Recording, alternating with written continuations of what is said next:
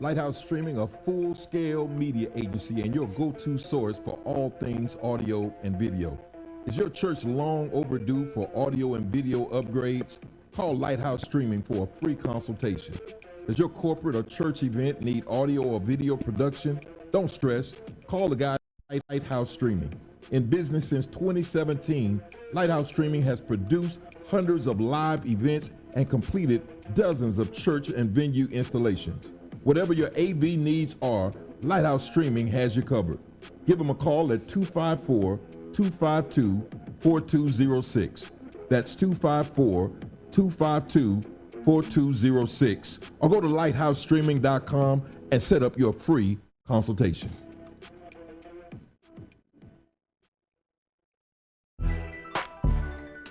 Hey guys, it's Rocky and Keisha, and at Prosperity Tax Service, we're all about convenience. We get it. Life is busy. Your time is valuable. That's why we've streamlined the entire process to be as hassle-free as possible. No more sifting through piles of paperwork or spending hours at an office. With Prosperity Tax Service, you can handle your taxes from the comfort of your own home. Your financial data is in safe hands with us through our secure and user-friendly customer portal at prosperitytax.com. It's your one-stop shop for all things tax-related. Log in anytime, from anywhere, whether it's from your couch or on the go. We are experienced tax professionals, well-versed in handling a variety of tax situations. Receive genuine assistance and competitive pricing from real tax professionals who've seen it all. We're marking 2 decades as a community-based enterprise here in Waco, Texas. So call us at 254-235-5662 or log on to www.prosperitytax.com. Thanks, guys. NSJ Event Co., one of the premier event designers in Central Texas and a Centex Sports Network supporter. Voted Waco Awards Event Planner of the Year 2021, NSJ Event Co. is your go-to source for event planning. Whether it's your next baby shower, birthday bash, wedding, or retirement party, NSJ Event Co. will bring out the elegance, class, and style your event deserves. Call NSJ Event Co. at the number on the screen or scan the QR code to schedule a free consultation. NSJ Event Co., where the party lady takes care of all your event needs.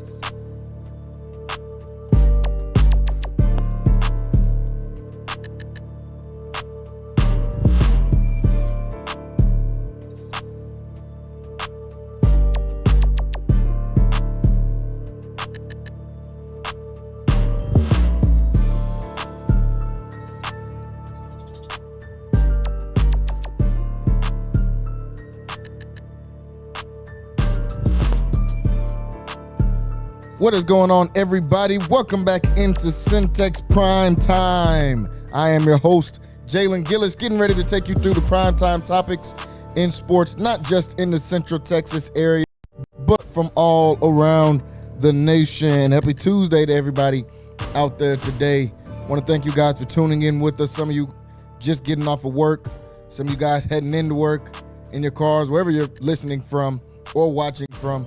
Thank you guys for tuning in with us today on Centex Primetime. As always, go over to YouTube, Centex Sports Network / Centex Sports TV over on YouTube. Hit that subscribe button.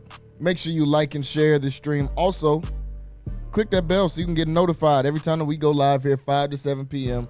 right here on Centex Primetime and here on Centex Sports Network. Also, you can tune in with us on Facebook, Centex Sports Network over on Facebook. You can also tune in and watch with us on Twitter or X, whichever one you call it, at Centex Sports Network. So make sure you guys go over there, check us out as well. If you want to be able to watch, definitely go over to the YouTube, Centex Sports Network / Centex Sports TV. Be able to check us out there weekdays, 5 to 7 p.m. every 5 to 7 p.m. weekdays right here on Centex Primetime. Well, folks, we got a lot to talk about here today, as it is a Tuesday that is already full of some adventures already. We got the revenge game from Luka coming up tonight as he goes and plays the Dallas Mavericks. It's not at Dallas this time. I'm sure that game is going to be a little more fiery when he gets a chance to get to Dallas. But Nonetheless, still going to be somewhat of a revenge game here today. The Combine is in 2 days.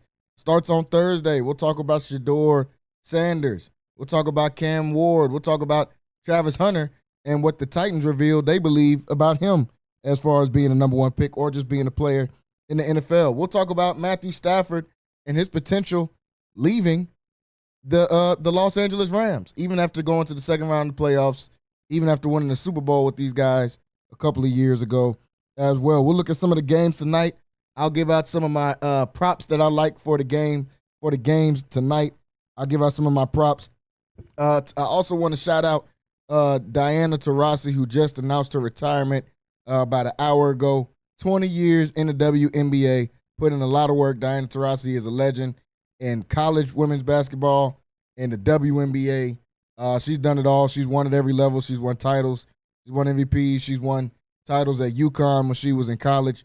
So definitely shout out to DT on what was an amazing career and pushing the sport forward even more. Well, folks, like I said, we got plenty to talk about, so we'll get right into it today. Joining me here on the show today, we've got my man Rocky Miller in the building with us as we get ready to go through some of these topics here today. Rocky, what's going on? What's up, my brother? Ain't nothing much, man. Hey, man, this is a big, I had a mini depression this weekend out in football. Man, yeah. But Saturday night, I believe that was, was it Saturday night when the Lakers played the Nuggets? Yeah, that was Saturday. I got revived to see the Lakers, because my team, I'm a Laker fan. I'm a LeBron fan, but a Laker, so that right now I'm a Laker fan. And seeing LeBron and seeing how well the Lakers played and how well Luka was almost himself. Yeah. It reinvigorated me and snapped me out of my depression.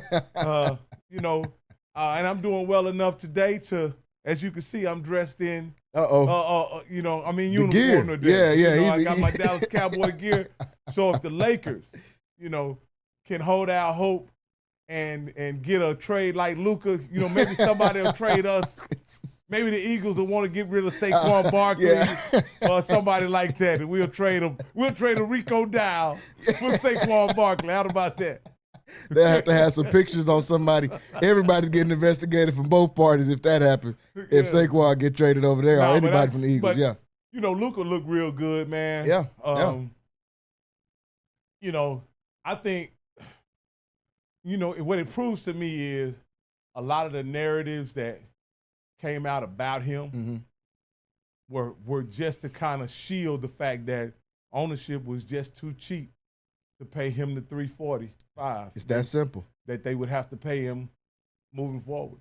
Yeah. They didn't want to pay him that. It had nothing to do with his ability, had nothing to do with his willingness to work.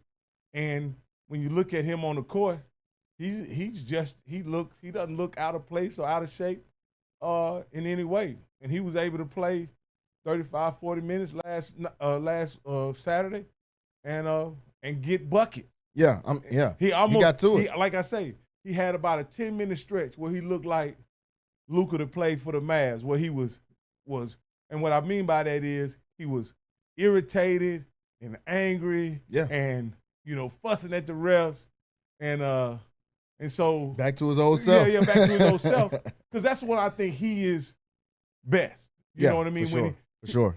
Much like a guy like Russell Westbrook, who has been criticized for years for playing on the edge emotionally, right? When you play as hard as Russell Westbrook and guys like Luka play, and they have a deep desire to win, and they play on the edge like that, a lot of people misunderstand those guys. Oh yeah. But Luka is just a fierce competitor, and he may not be a perfect fit for LeBron, but I think he's going to be I think they're going to be a sensational combo as long as their supporting cast sticks to the roles that they have right now. And moving forward, the way they played Jokic, they made, man, I'm telling you, they didn't need a big. Nope. That's what I've been trying to say. And shout out to JJ Redick for coaching, not just in this game, but I watched him do it to Brunson on the Knicks. I watched him do it to a few other teams that they played. He's figuring out their personnel and saying, all right, we don't have a dominant ball stopper and we don't have a dominant post defender. But we got team defense. And I think the last 12 or 13 games, the Lakers have been the number one defensive team in the league. So J.J. Redick has figured something out with this personnel that he has. And I know everybody, well, Luka doesn't play defense and all this. Hey, man, that's cool. Or they don't have a big man. Jokic went out there and went 2 for 7. He had 7 turnovers to go along with that. And this is not just a happenstance. This is what J.J. Redick has been doing over the last few weeks. He's found something with this group, with the Rui Hachimura, Finney-Smith. He throws Vando in there every now and then. I'd like to see maybe Alex Len or one of these other bigs get a little bit more action if Jackson Hayes can't produce from the rebounding standpoint. I don't think he needs to get any points. The way Austin Reeves is playing, they've got scoring sewed up. With Austin Reeves playing the way he is, with Luka and LeBron looking like he's 30 and he's 40 right now, if Jackson Hayes can just rebound the ball, I think they're going to be in good shape. I think the Lakers are going to be in good shape moving forward. Well, I think what the Lakers have the ability to do now is that they have shooting around the board, and with that shooting, they don't have to sacrifice defense. And with that being the situation, when they have stretches like they did on Saturday night, where they're able to put up points at a big clip, right? And they play solid defense. They don't have to play amazing defense. Yeah. But it makes it where the other team can't slip either. Yeah. On offense. And that's what happened to the Nuggets. The Lakers went on a hot streak early in the game.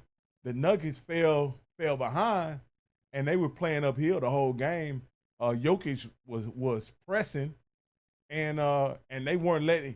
And he was trying to distribute it, and I loved it because it reminded me of the Lakers a few years ago when LeBron was distributing the guys who just couldn't shoot. Yeah, man. Yeah. Golly. The 3-ball is it's the great equalizer. It is. It is. But when you're missing it, and when you have Brown and a few other guys out there for them taking threes rather than Jokic putting his head down and bullying to the goal, which probably I think.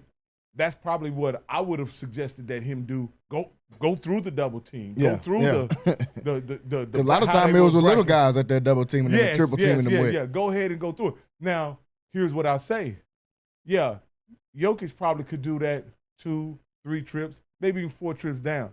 But can you sustain an offense having to and can he play defense on the other end if he's having to carry the load offensively in a way where it requires him not only to be on the ball, but also score the ball. And that's the recipe on how to beat the Nuggets. I mean, the teams that have beaten them in the last couple of years, even when you go back to last year, the Timberwolves, Jokic is going to be Jokic. Okay, you want to score 40? Can you score 40 the whole time, keep your teammates engaged, and play defense? No, I don't think that's Jokic's game. Jokic doesn't want to score 40. Jokic wants to have 25, 18 boards, and 12 assists. When he goes out there. I look at it like this here, Jalen, but to be honest with you, Denver's situation is this. They have what I think is a really good offensive team. And they were playing really good up until they ran up against the Lakers. Yeah. Let me say that. 9 in a row, I think. Yeah. What happens is when they're playing a team that they really have to defend, that they really have to defend all 5 players. Like even with Jackson Hayes. With LeBron on the court and Luka on the court, you have to defend Jackson Hayes because guess why? You got the pick and pop. I'm not pick and pop, but you got the lob pass that they can get him. They can get it to him early on the setup. They get it to him. They're able to get it to him. And with that being the case, they don't have the defensive firepower now. There's no KCP. Exactly. There's no Bruce Brown. Yeah. There's no Bruce Brown. Yeah. There's no guys who can truly defend the wing. And with you having to defend Luka and LeBron, they don't have an answer for either one of those guys. Yeah. I think Brown is a good defender. Yeah, he's a decent defender. Luka will walk him down in the paint. Yeah, man. Yeah. And he can't guard Austin Reeves. So that can't be your top guy is, man, who's gonna be the guy to come out here and get Brown not getting the stop, man. Like you said, when they lost KCP, that's why they haven't won again. They got rid of KCP and they got rid of Bruce Brown after the championship.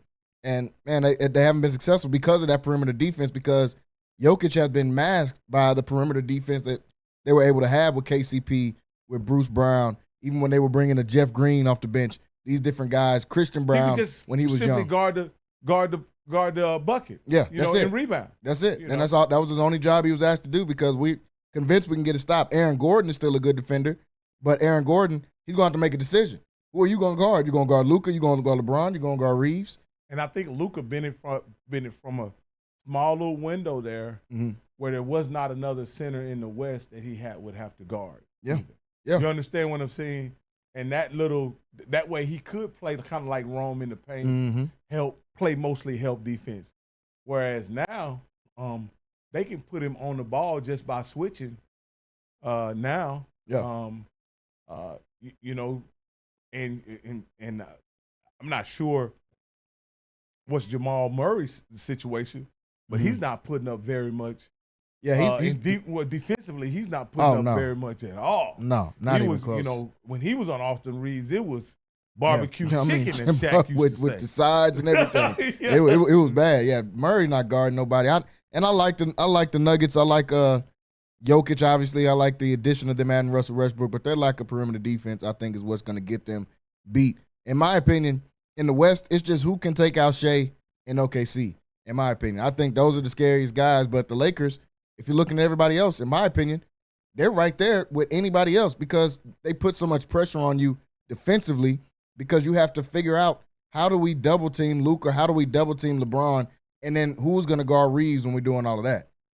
I think you're right. Oklahoma City is proposes a different kind of threat, meaning that you really need a rim protector when you're playing. You don't need necessarily a rim protector against Denver because the guy who finishes at the rim mostly is Jokic. Murray does a little bit, but Jokic, and you can kind of gang up on Jokic.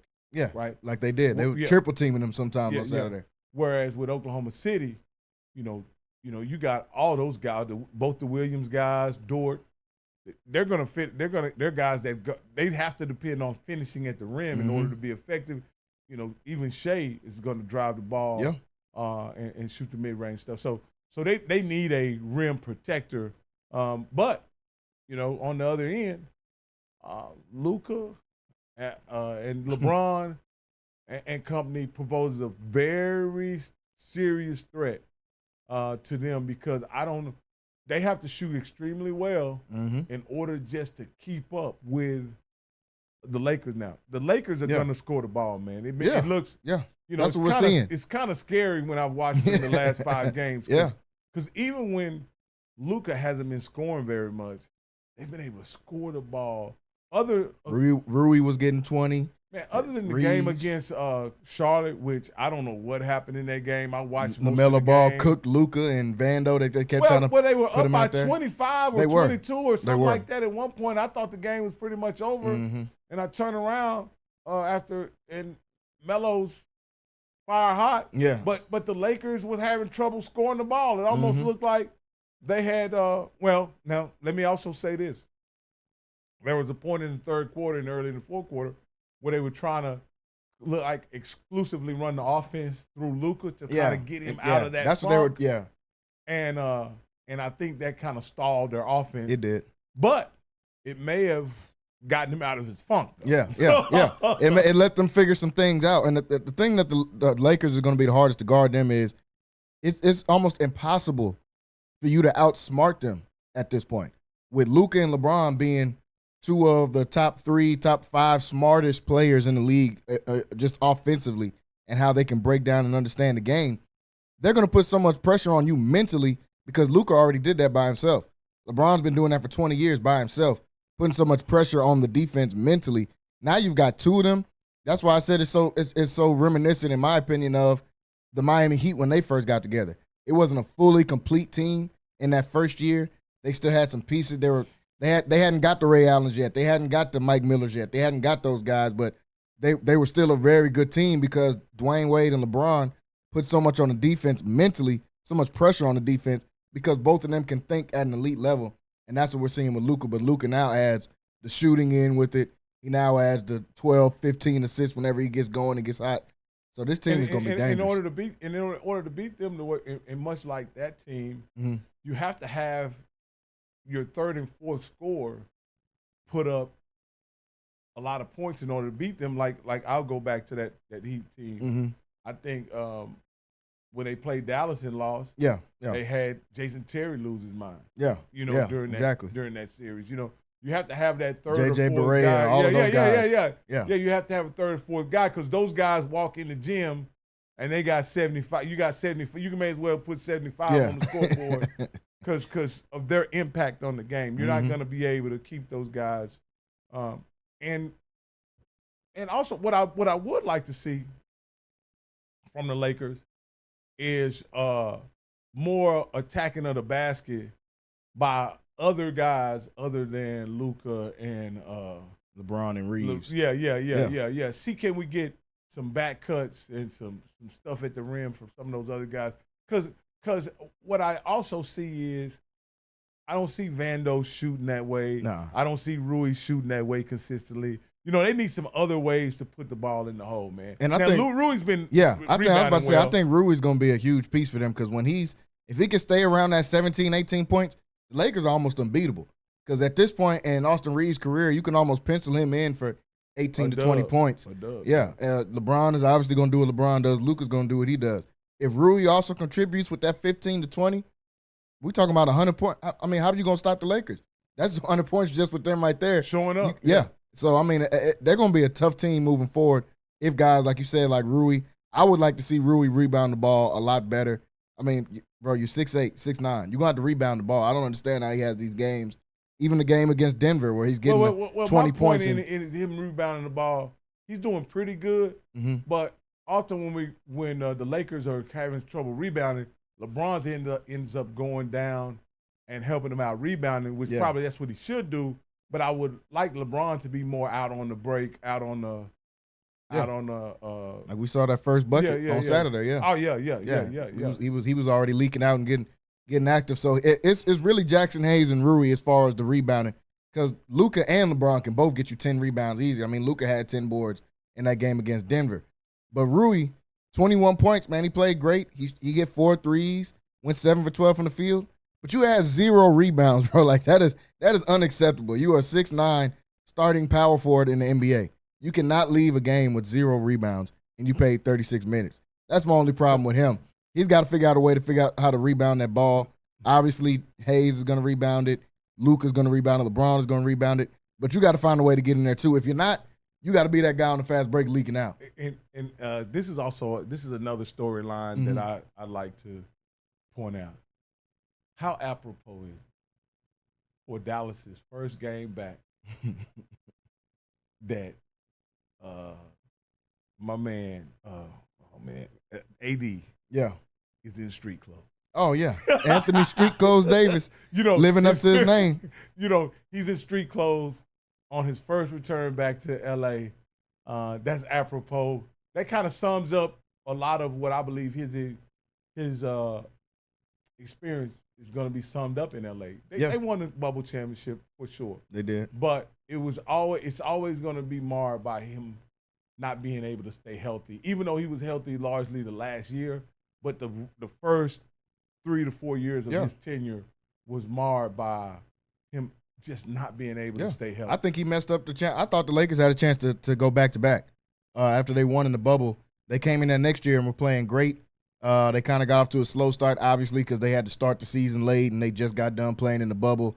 But once they got in the playoffs, they had a 2-1 lead on the Phoenix Suns, who ended up going to the finals. And then AD gets hurt, and the Lakers didn't win another game after that. The Suns ended up beating the Lakers in the first round and then move on to go all the way to the finals and lose to Milwaukee. I think if Anthony Davis stays healthy, they go back-to-back in those early years. So, yeah, the health of Anthony Davis has always been an issue. It is kind of crazy that his first time coming back to L.A., and I think they've had about a day off too, so he's been in L.A. probably, staying at his old house out there in L.A., or his house that he probably still lives in, and he's back in street clothes. So we'll see if Charles Barkley gets to call him Anthony Street Clothes Davis before they go into the game at 9 o'clock. The over-under is how many times he'll say it. I'll say he at least says it twice. I mean, I just, again, Anthony Davis is a tremendous player, man. He's for a tremendous sure. player. For sure. I think he doesn't necessarily make Dallas a better team, but certainly he makes them more of a conventional team. Oh, You know for what I sure. mean? Yeah. More conventional team, and I think he makes them. He takes them from an outside-in team to an inside-out team, which I think makes Kyrie more effective. It does. I think, the Mavericks are going to be good if Anthony Davis plays. If they, as presently constructed, if they keep all these guys in, Anthony Davis can come back at the end of this season, even though I think he might be out for the season. But if he does come back at the end of this season, the Dallas Mavericks are going to be a good team. Just how far can they go? They've got to figure out things like, what's our flow in the fourth quarter? That's what it comes down to in the playoffs. Who's going to do what in the fourth quarter? Are we going to just go to this pick and roll? Are we going to go to a Kyrie ISO? Are we going to an Anthony Davis ISO? What are we going to do with P.J. Washington? Who's going to get the minutes between Gafford and Lively? Those are the things they got to figure out.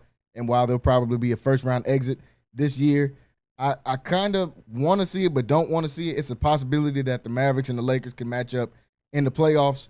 If the seeding stays kind of similar to what it is now, it's a possibility they can see each other in the first round. I think that would just be kind of storyline overload. So I don't know necessarily if I want to see that happen, but it is a possibility. Looking at this game tonight, Mavericks playing the Lakers.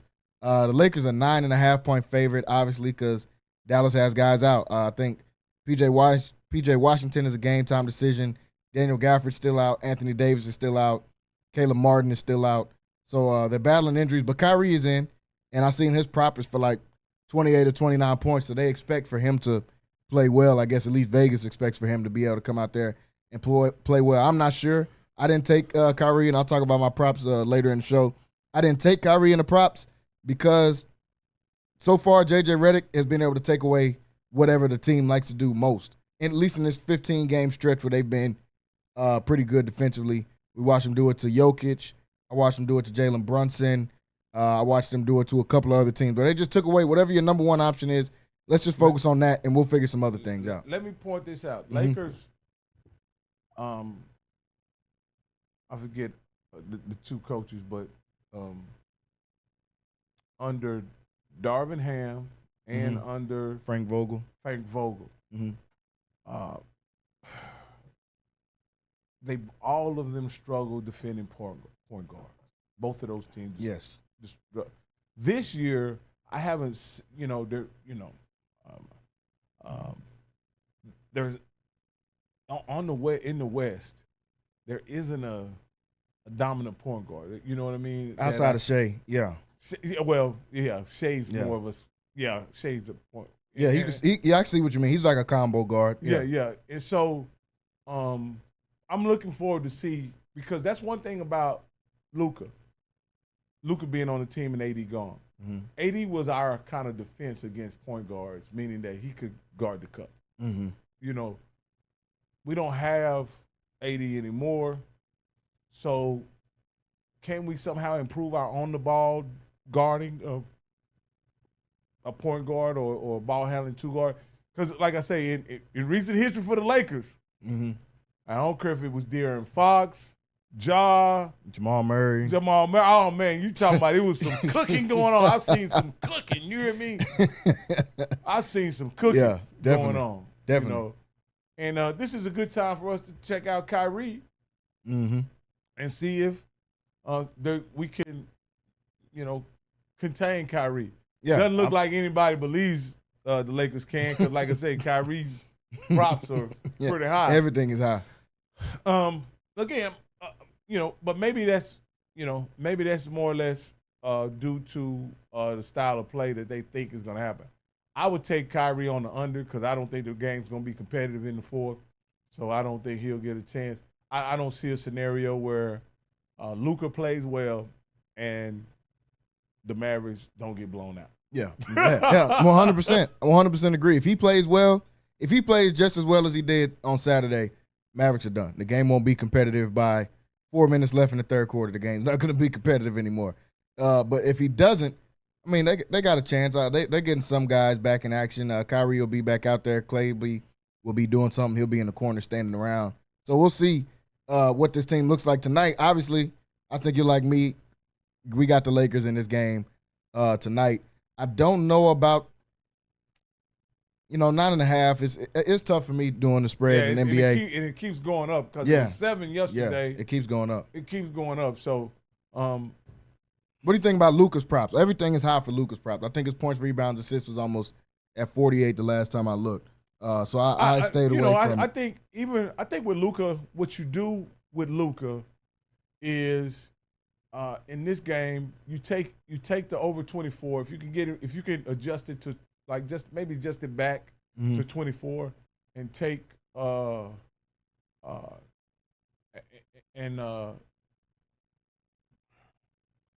and take either Rui or Austin Reeves, because one thing that I do believe moving forward, right? Mm-hmm. The scoring load is gonna be transitioned over to Luka. Yeah, sure. And there are gonna be some games where LeBron, on purpose, is gonna disengage from being the primary scorer. Mm-hmm. And Luka's gonna, as he should be because in my opinion, it makes him a better team. If LeBron is able to do more off the ball, whether it be defend, rebound, just makes them a better team. Like he did in Team USA. I think that's the role that LeBron wants to play right now. Team USA, he didn't have to score the ball. In that final game, we watched him have to guard Jokic. We watched him getting guys open, facilitating. We watched him get those fast break points. I think that's what LeBron wants to do at this point in his career. He doesn't want to have to dominate the ball for 40 minutes still at this age. That's why we see Austin Reeves being able to get off the way he is. That's why now you add Luka. If LeBron can just be that kind of Swiss Army knife, I think I heard somebody say that, and just, okay, we need you to 5 minutes of defense right here. We need you facilitating on this side. Now we need you to be the backdoor cutter on standing in the corner. So if he can do that, I think that's where this team eventually wants to go. And I like what J.J. Redick has been doing the last few weeks as far as coaching this team up. So I think they'll be able to do that, and they'll be able to figure out their rhythm. So that revenge game is tonight, folks. Los Angeles Lakers taking on the Dallas Mavericks. It's at 9 o'clock on TNT. Like I said, the spread is a little tough there with the 9.5. Obviously, I would take Lakers money line if you were putting this in with some other parlays and some other picks in there. But the 9.5 points is just, you honestly just never know. What if Kyrie goes off and has 40? Then the game ends up being close. I don't want you to blow your money on that one. Well, see, and that's what I see. With 9, the issue is you go into the fourth quarter up by 17, 18. You maintain that till about 4 minutes left, and Kyrie or even the second team knocks down 3 threes. They cut the lead down to 8. With 30 seconds left, they dribble the ball out, and you dribble your money out. At the same time. You know what I mean? Yeah. So it happens too many times. That's gambling. So yeah, exactly. So if you had something that you knew, like I liked that 7, I probably would like 6.5 better. Yeah, me too. But I under, even at 10, there's no way I can consider taking the Mavericks. No, no, I'm not taking. I'm definitely not taking any plus money here. I'm not taking. Because I see a game, where the Mavericks do get blew out. Yeah. I don't see this game being anything a losing effort by the Lakers. Yeah. You're gonna have the fans in the stands. They're gonna be loud. Literally, it's gonna be the biggest game of this season so far because of the trade. I think whether people want to realize it or not, the trade has energized the NBA. Oh yeah, for sure, 100%, man, and that's why bring out all the conspiracy theorists that said the NBA set this trade up. That's why they'll be able to say that, because this trade has most definitely energized the NBA, because everybody wants to see that. There's gonna be dudes getting out of the game trying to find a TV immediately to come watch this game at 9 o'clock. And here's the interesting thing about the NBA. I want to say this about the NBA. To judge the NBA by ratings, I think is a bit unfair. It is. Because NBA has a share of the conversation that baseball and hockey wish they had. Yo, man, come on. Not even close. Now I think it's kind of, the NBA, the individual games are kind of hard to locate, being that they're on so many different channels spread out all over the country, with being on those regional TV networks. Mm-hmm. But you can catch them on ESPN. Yep. You can catch them on TNT. And during the week, a lot of times, I don't think any sport that plays during the week gets great ratings anyway anymore. You know what I mean? Yeah. I think that's the reality, other than football. I agree. I don't think baseball, when it's playing during the week, it gets great ratings. Not even close. I don't think hockey, when it plays during the week, gets good ratings. Yeah. But there's no doubt about this. The conversation in sports, just the sheer amount of conversation that the NBA had, makes it no doubt the second most popular sport in America. And to judge it just by TV ratings is an unfair analysis of how popular the game is. It's I don't know if it's a propaganda or some type of narrative that they're trying to push with this. NBA ratings are down.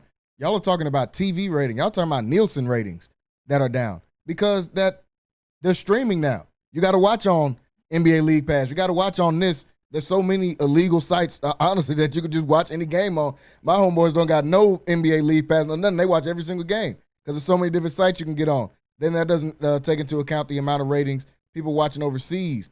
That doesn't take. They have the biggest social media footprint out of any sport in the world.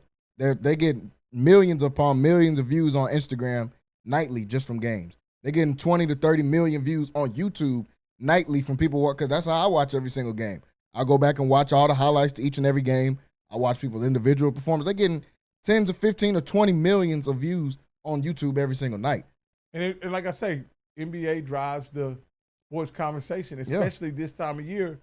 And there's no shortage of content that the NBA provides. So again, I think even if the trade didn't happen, there still would be a lot of conversation with the NBA. You still would be talking about the Lakers. You still be talking about where they are in the standings, all that kind of stuff. But now with the trade, they've taken a large amount of the conversation. And I know as the combine approaches, a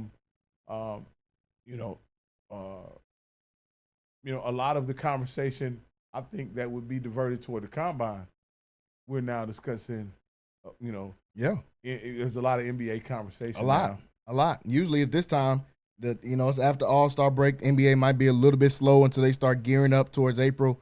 But with this new storyline, you almost have to watch. We got to see, is Luka going to have a good game or is Luka going to have a bad game? When is a mid-season game? When the last time a mid-season game in the NBA has been must-see TV? That's facts. And I've been watching NBA my whole life. This is must-see, similar to LeBron going back to Cleveland for the first time when he was in Miami. It's one of those type of situations that you want to get those once every 5, 6, 7 years. That's what we're going to see tonight. And they got another one, I believe, at the beginning of April when he goes to Dallas. That game's going to be even crazier, and that's going to be right before the playoffs start. Like you said, they're taking away eyeballs that would usually be dedicated towards the combine, dedicated toward free agency, which is going to be right after the combine. They're taking some of those views and bringing them back over to the NBA. So people out there, stop with the narrative that the NBA is dying off and the ratings are down. Y'all just listen to what people say, man, and I actually do the research. The TV ratings are down because the games are no longer free on NBC. They're no longer free on TNT. Well, they're still on TNT and ESPN, but they're no longer, you can just watch every single game for free, 2-3 games every single night. I think ESPN went to one game a week on ABC. I think the Saturday night game is the only game that is on ABC. Yeah. And so with that being the case, if you don't have cable, the only game you could watch is once a week. Where in past years they'd have double headers. Yeah, double headers on ABC, double headers TNT. Yeah. I remember even a few years ago they did a few Monday night ESPN games after football season would be done. So they've tried a few different things, and obviously the TV money is all wrapped up in that and how they have to distribute where they put these games at. But you did a pretty much a perfect segue there in talking about the NFL Combine, because that's what I want to go to next. We got about 20 minutes before we go to the top of hour number 2. The NFL Combine is on Thursday. Teams are getting ready and gearing up to be able to make their looks to see what pick they're going to be able to take in this year's coming up in April, which is going to be right around the corner. The Tennessee Titans had the number 1 pick in the draft. They have came out and said they believe that a guy like Travis Hunter can play both ways in the NFL. Not just what he did in college, not just, they'll give him a couple things here. They said they think he could play both ways. I don't know if that's just them putting out that narrative. I don't know if this is Travis Hunter really garnishing attention for that number 1 pick and for him to be on his way down to Nashville, or is this just, there's an equal amount of smoke screens thrown out during the combine and the draft process than there are actual facts that are coming out of teams that are interested in players. A lot of teams like to throw out smoke screens and drive a narrative away from this guy so they can be able to take this guy. So I'm not sure exactly where they're going with that. But what's your thoughts on the Tennessee Titans coming out and saying, hey, we think a guy like Travis can go both ways when he gets into the NFL? So this is around the combine, you start hearing these kind of stuff, and I think it's all to do about nothing for the most part, in that teams are posturing. Yep. If someone thought they were going to take a quarterback and they could get their hands on Travis Hunter without trading up, they're kind of letting people know, hey, we're in business, and we may select Travis Hunter, and he's not going to be there, because I think there's a few teams in the top 5 that don't need a quarterback. Yeah. And so they're just trying to add value to the pick, in my opinion, by making Travis Hunter, them potentially drafting Travis Hunter a possibility. I think the Titans are in a situation where they would be happy to trade the pick, get more draft capital, and move that way. Again, I think the 2 quarterbacks at the top, no one sees them as universal, can't miss prospects, right? And then the star power that comes with one of them is going to make it very difficult for whoever drafts him to kind of manage not playing him. You know what I mean? Yeah. Like the whole stuff around Shador makes it hard for a team to draft him and then say, we want to sit. Yeah. That's true. And so, or if you don't have a strong starter, under it's just contract, a matter of time. It creates a situation where you got a guy that everybody wants to see behind him or whatever, and that's why you never want a superstar as your backup quarterback. And wherever Shador goes, he's going to be a superstar.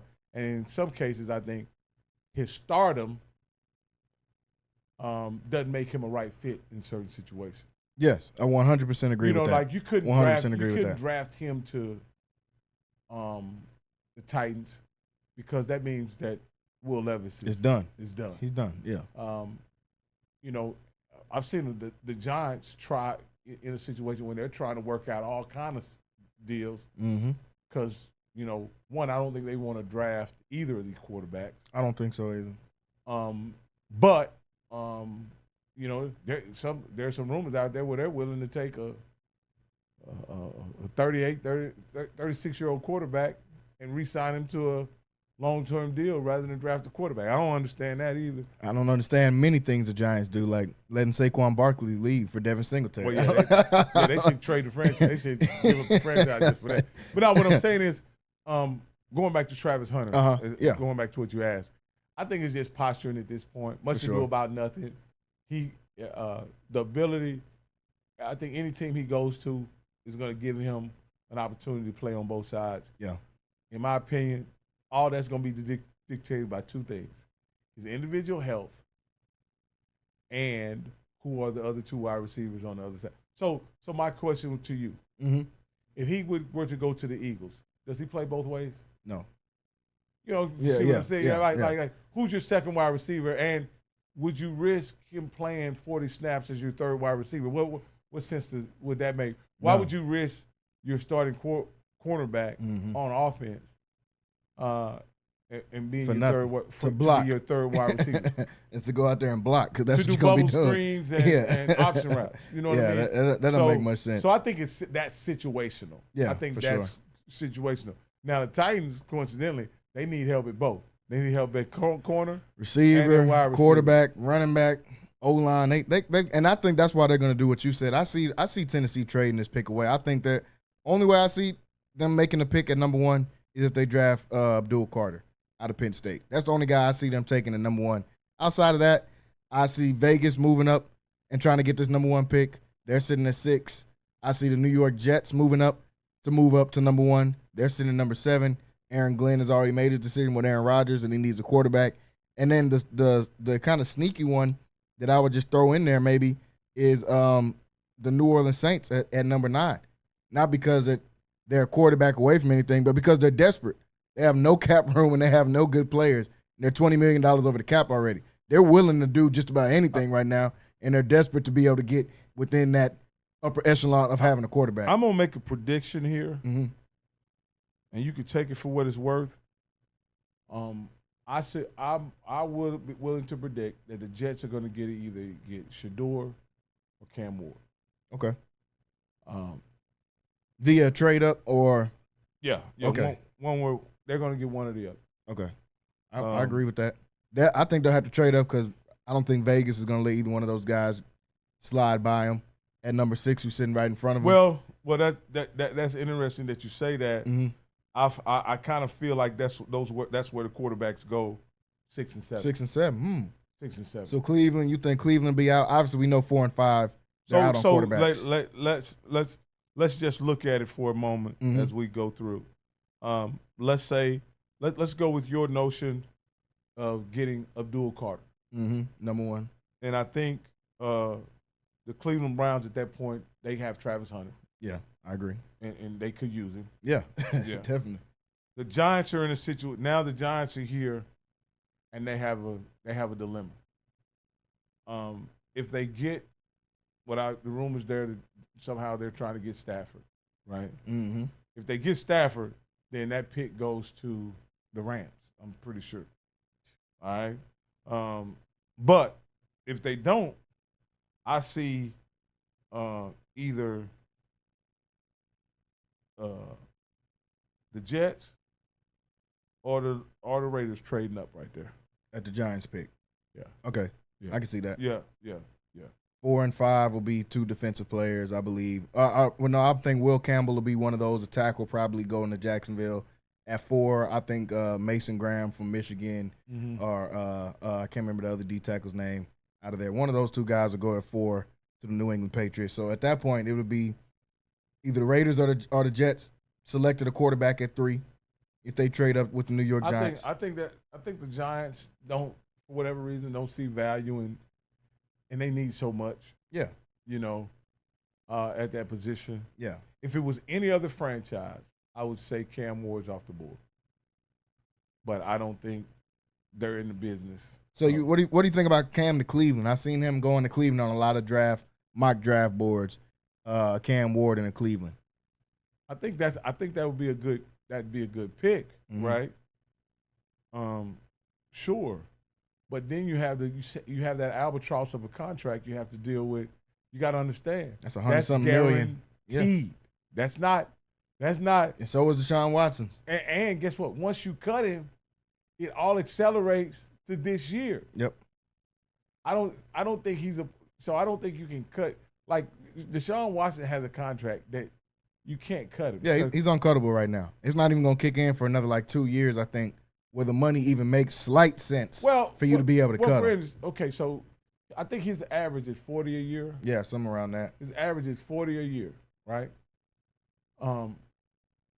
And so if you cut him a year early, that's $80 million toward the cap.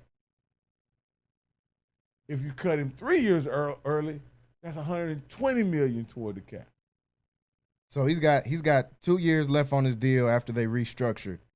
He's got 2 years left. He's got next year at $46 million plus $8 million signing bonus. Then he's got 2026, $46 million plus an $8 million signing bonus. So there's $100 million left, man. Yeah. So I mean, Yeah, so that means that $100 million comes. That $100 million is going to be applied to the 2025. Yeah. You just can't. You just can't do that. It doesn't make sense. Not with only 2 years left. You just got to bite the bullet and just wait this one out. Yeah, you just have to. You have to put him on now. Now again, would they be willing to pay him $50 million, leave him on the roster with Cam Ward? I don't know. I don't know. And that's a tough decision for them to make because you feel like, okay, we're in this position. We don't want to be in this position again next year to have to pick a quarterback. So maybe we just go and take one now while we have a chance. Here's what I'll say. Mm-hmm. What if somehow Deshaun Watson can medically retire and we under a medical retirement or injury settlement? And we can push that money down the road. Yeah, well, injury settlement allows you to, even though all the money's guaranteed, it hits just like it does if you were on contract. Okay. Meaning that the numbers are the numbers, but it hits just like the contract was signed. Yeah. The none of the other money is accelerated all in 1 year. And so I would say that would be the best option, but then you got to get him to agree to medically retire. I think they're going to do that without doing that, without it being considered a medical retirement. I think this is going to be just go to the house type of situation like we've seen a lot of teams doing in the NBA. You know what? This guy would have gotten so much money not to play. Oh, man. Like I would have been like this guy would have robbed his career earnings are going to be through the roof. Yeah. Considering the number of games he's actually played. He's been hurt every single year he's been on the Cleveland Browns. He's played less than half of the season every single year he's been on the Cleveland Browns. And he's getting top notch. I mean, $46 million. Dak's contract was for $60, and he signed, 3-4 years later? So Deshaun Watson was at 40-something 3-4 years ago. So he's at the absolute top of the market, man. It's crazy to even see. That's why the Cleveland one is so interesting, and I feel like that's the pick that can shake up the draft because no one truly knows what Cleveland is going to do because I don't think Andrew Berry, the GM of the Cleveland Browns, truly knows what he wants to do. Him and Kevin Stefanski, I don't think they know what they want to do. They've got a lot of options. You can go defense. You can, if Tennessee doesn't take in a dual Carter, you can try to replace Myles Garrett, who wants out, even though Andrew Berry said we're not trading him. You can try to replace him with an Abdul Carter and maybe try to move on from him there. But, man, it's so many decisions for the Cleveland Browns to be able to make. I'm not sure how they're going to be able to make some of these decisions. The Raiders and the Jets, I agree. I do think those are the two places where quarterbacks are going to go. If Cleveland and New York decide they're not in on quarterbacks, those will be the two places where the quarterbacks go. So let me ask you this. If you're New York and you really want a veteran quarterback, would you consider David Carr? No. Well, I mean, would the Giants consider it? Probably. Would I consider it? Absolutely not. But would the Giants do it because they just – Well, I mean, in my opinion, I know people may not agree, but I think Derek Carr is younger than Matthew Stafford. He is. And if you're considering Matthew Stafford, who has a recent history of injury, Derek Carr has a recent history. I mean, why wouldn't you consider, again, I think winning a Super Bowl, they've tried to rewrite the Matthew Stafford story. But he's a middle-end quarterback. He's a stat monster. He is a stat. I mean, let me pose this to you. You correct me if I'm wrong. Without the Super Bowl, and I credit Aaron Donald and a host, Jalen. Jalen Ramsey, Odell, Cooper Kupp, Von Miller. Von Miller. All right. Without that, who has a better resume, Stafford or Dak? Oh man, that's crazy. That's crazy. In my better resume, it'll honestly probably end up being Dak. But I mean, I'm just saying, like that's who Stafford is. But I think Stafford is an elite level quarterback, though. I believe Stafford can be a game changer when put in the right situation. I don't think Dak can be that. But if we're just gonna go off resume, I mean, you have one winning season in Detroit for the first 7 years, so there's no way you can say his resume is below people like Eli Manning, and I think Eli Manning was terrible. His resume is way below guys like that. So going off resume, I don't know why the media and so many people try to rewrite the Matthew Stafford story. I think it's because he was such a good player, but his team was so – I mean, he was on historically bad teams. It's not like he was on a bad team. Go look at the amount of picks he used to throw. He used to throw a lot of picks. But – I mean, okay, like he was part of the reason they were losing. He was part of the reason that they were losing. Like people aren't right. You know, it's good that you threw for 5,000 yards, but you were throwing 19, 17, 16 picks. Yeah, I mean it's a tough one, man. Being in the Detroit on those Detroit teams, it's tough to judge if a guy, because there was plenty of games where he also had like the most fourth quarter comebacks in the league at the time too. While he was in Detroit, behind too. Yeah, he did. He did. He played a part in that as well too. And like you said, he's got. I'm looking at some of his. He's a real. I think he's a transcendent talent as a quarterback. Mm-hmm. His arm talent is unmatched. But if you just look, if you watch the games, they're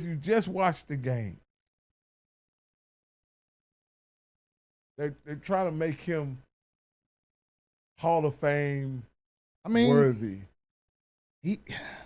I'm not gonna say that he's not Hall of Fame. I don't know if I would say that Matthew Stafford's not Hall of Fame. I'm not. I think he's right there. He's got a couple 5,000-yard seasons. He had 8 straight seasons of throwing over 4,100 yards. I mean, like the dude has put up some numbers. Yes, he has some larger pick amounts in some of those years. Those first 3 ones where I'm talking about where he threw for 5,000, he threw for 16 picks, 17 picks, and 19 picks. But the other ones, he was around 10, 11. You know, that's what pedestrian. I'm not saying that he's not a good, above average quarterback. That's not what I'm saying. What I'm saying is, those 2 things I just said can also be said about Dak. Good, above average quarterback. Okay, yeah, I'll give you that. Dak is a good above average quarterback. I'm not gonna say Dak is average or below average. And that's all I'm saying is, okay. So when people get to talking about Matthew Stafford, right? Yeah. They're really talking about how much talent he had at the quarterback position. His ability to win was very questionable. Yeah. But I will say, put on the Rams, and yes, Aaron Donald did play a huge part of that in the Super Bowl. But I watched those whole playoff series. He went toe-to-toe with Tom Brady after they just won, and he won that, and Matthew Stafford won that game. Aaron Donald didn't win that because Aaron Donald couldn't get a stop. They didn't stop Tampa Bay. Matthew Stafford had to go back and score and then go back and score again to be able for them to go over and win. When given a chance in the playoffs, they're not. Now that's where for sure. It's not even comparable For when sure. you talk about Stafford's performance in the playoffs in the Super Bowl versus Dak. That's not what I'm saying. But I get you. Until he got to where, and I think situation plays a large part in how players are viewed a lot of times. And I think because he went to play for Sean McVay on a team that Jared Goff went to the Super Bowl with 2 years before that. Yeah. 2-3 years before that. Again, this is not the bad Stafford, but it's only to say. No, for sure. This is only to say a lot of times these guys are like, he's 36, you know, trying to get a new contract, wants a new contract, and it looks like there's a team, you know, the Rams may give it to him, but I think if he was any other guy, he wouldn't be up for a new contract. Not at 36 years old. Coming off injury. Yeah. Played well at the end of the season, but I mean, I don't understand. I get why LA's trying to move off of him. That's too much. I don't think they're trying to move off. They say, well, hey, man, take this $27 million and be happy. So we can build a team. We're trying to give you a chance to win again. He just like, man, I'm trying to get paid. I don't care whether we win or we don't win. He wants another $100+ million before he gets out of here, and he's already made like $340, $350. Yeah. He wants a half a billy as he walks out. He does. And at that point, that's when we got to go ahead and chunk the deuces up. I don't think they were going to win the Super Bowl anyway. So, hey, man, let's just try to figure something out. Let's get another guy in here that can play comparable. And here's my issue. You sign him up. They break him in half next year. You stuck with the accelerated cap number. And you got to draft a quarterback anyway. Yep. And you still got to listen to his wife's podcast. She be on there saying crazy stuff, man. She said some pretty wild stuff. Didn't know something. I didn't know all this time that the dude I think the dude that she fooled around, what, he a black dude? Yeah, The guy that, yeah. Talking about, I was kicking it with his teammates, and then I just kind of met him. Why you couldn't have beat that information out of me? How did you get? How did you willingly get that information out? Okay, so yeah. So listeners out there, let me give you a little background. I think this story is worthy of mentioning. Yeah. Excuse me, Mrs. Stafford, if I get some of the details wrong. Her and Matt had been going together, and they break up. Mm-hmm. Right? So during the breakup, she tells this story on her podcast. She starts messing around with the backup quarterback. The backup. She's in the backup quarterback's room, and Matt, rather than go to the room and interrupt whatever's going on, Matthew Stafford breaks in her car, and goes to sleep in her car till she comes back down the next day, or whenever. And that's their love story. After she comes down from this guy's room, come on, man. He you the convinces starter, bro. her he's not any good for you. I'm the one for you. You're the number one quarterback in the nation, bro. What is going on? I'm the man for you.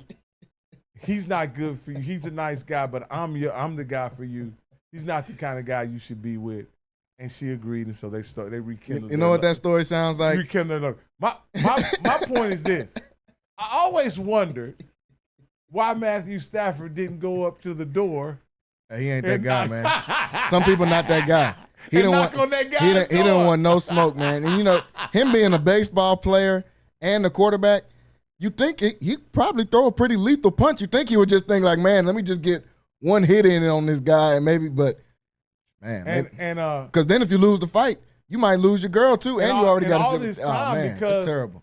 Because now the reason why I thought the guy was a white guy for so long is because the story that I was told is that there was an article I read where she apologized to his wife and his kids for telling that story. The back and quarterback wife and kids. And so when they showed a picture of the wife, it was a white chick. I assumed the guy was white. Man, she got to chill. That's got to be in the next con. You want 170? That podcast ends tonight. That's what's gonna happen if you want 170. $348 million in his NFL career. Is gonna make and has 2 more years for 27 left apiece, and she's doing a podcast telling all their business about Pound Town. And after while you sitting in the car, while you sitting in the car, that's crazy work. Matthew Stafford, you was the number one quarterback in the nation. What is going on? You went and sat in the car. You know what that sounds like? When Travis Hunter said, "Yeah, I just sat in the car and worked out while she was in the club, and I just waited outside the whole time while she was out there." Hey, like, Jalen, come on, man. This would be messy. We might well continue on down this messy road, and then we'll get back to sports later. What do you think about the reports that Coach Prime is dating Carucci? I said, hey, man, it's not too far-fetched because I seen that interview with that girl saying, my favorite color right now is dark chocolate. And Prime had to take his glasses off and get close. I didn't see that. You didn't see that, man? I'm going to pull it up in the commercial break. The girl, he's interviewing 2 girls. I forget where they were at. Maybe the ESPYs or something, and there's 2 girls that are interviewing him on there. And he's just sitting there smiling, being Prime. And she was like, my latest favorite color that I just love wearing is dark chocolate. I just loved. Boy, Prime must have slid up, took them glasses off, and said, oh, dark chocolate, your favorite color now. I said, oh, man, he couldn't wait to get back on it. Y'all finna turn Prime back into prime time. Hey. Yo, hey, you know, I bring up Carucci. Carucci is, let me get it right. She's Chris Brown's ex-girlfriend, famously. Mm-hmm. A couple other people, yeah. But mainly Chris Brown, yeah. But, I mean, that's the only one that I can call. For sure. There's been a few other famous guys that she's dated. Mm-hmm. But her latest, she's been associated with Coach Prime.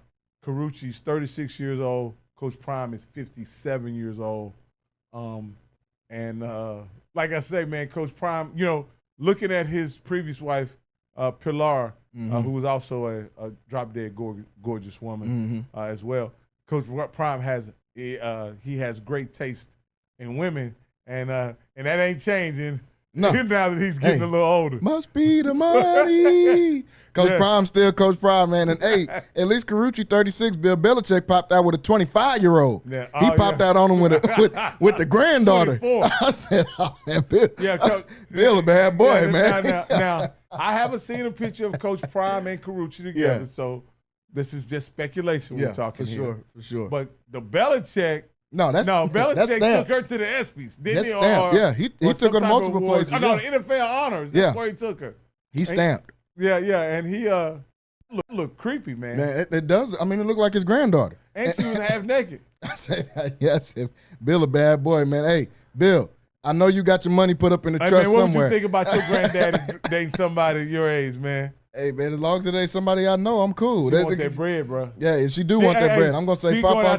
She going after your fortune, Jalen. Yeah. We might have to move something around there. We might have to move something. Hey, who name on that trust, Papa? Don't stop playing around. Let me know. Bill has made some bread, man. Bill got some money, baby. Oh, what? Bill got 7, 8 Super Bowls, 1, 2 with the Giants, 6 with the New England Patriots. Bill been a coach for 20. Man, he got old money is what they say. Bill got some old money sitting up parked somewhere. Folks, we got to get into a break. Player hate, though, man. Hey, don't hate the player, hate the game. Yeah, man. I'm not hating at all. Bill a bad boy, man. He went on and off the field. He's finna go into that retirement out there in North Carolina, get him some retirement money out there too. Shout out to Prime. Prime time. I'm finna show you that video when we get into the break too. Folks, we'll be right back after this. We'll come back. Hour number 2, still got plenty of NBA to talk about. More NFL Combine to talk about, so stay tuned and stay locked in. We'll be right back here on Centex Primetime.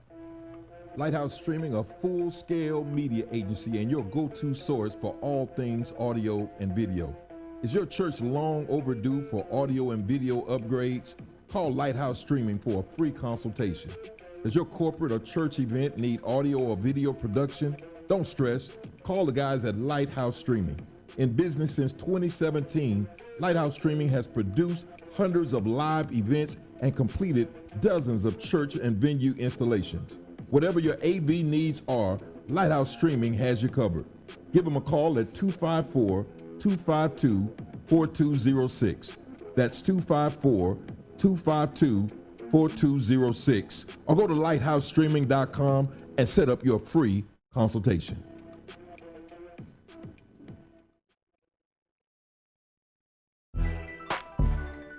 Hey guys, it's Rocky and Keisha, and at Prosperity Tax Service, we're all about convenience. We get it. Life is busy. Your time is valuable. That's why we've streamlined the entire process to be as hassle-free as possible. No more sifting through piles of paperwork or spending hours at an office. With Prosperity Tax Service, you can handle your taxes from the comfort of your own home. Your financial data is in safe hands with us through our secure and user-friendly customer portal at prosperitytax.com. It's your one-stop shop for all things tax-related. Log in anytime, from anywhere, whether it's from your couch or on the go. We are experienced tax professionals, well-versed in handling a variety of tax situations. Receive genuine assistance and competitive pricing from real tax professionals who've seen it all. We're marking 2 decades as a community-based enterprise here in Waco, Texas. So call us at 254-235-5662 or log on to www.prosperitytax.com. Thanks, guys.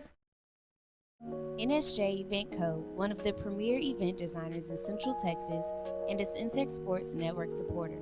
Voted Waco Awards Event Planner of the Year 2021, NSJ Event Co. is your go-to source for event planning. Whether it's your next baby shower, birthday bash, wedding, or retirement party, NSJ Event Co. will bring out the elegance, class, and style your event deserves. Call NSJ Event Co. at the number on the screen or scan the QR code to schedule a free consultation. NSJ Event Co., where the party lady takes care of all your event needs. Hello? Hey, what are you doing? Oh, nothing, girl. Trying to decide where I'm going to find a birthday gift for my boyfriend. Oh, that's easy. Go over to the hat stand at 900 East Waco Drive. What do they carry? They carry men's urban wear, jerseys, hats. They even do custom embroidery. You could get his name on a hat. What? Really? Yeah, you can even get a custom birthday shirt made as well. I'm on my way. Where did you say it was again? 900 East Waco Drive. Right there, next to the Goodwill. Okay. Lighthouse Streaming, a full-scale media agency and your go-to source for all things audio and video. Is your church long overdue for audio and video upgrades? Call Lighthouse Streaming for a free consultation. Does your corporate or church event need audio or video production? Don't stress. Call the guys at Lighthouse Streaming. In business since 2017, Lighthouse Streaming has produced hundreds of live events and completed dozens of church and venue installations. Whatever your AV needs are, Lighthouse Streaming has you covered. Give them a call at 254-252-4206. That's 254-252-4206. Or go to lighthousestreaming.com and set up your free consultation.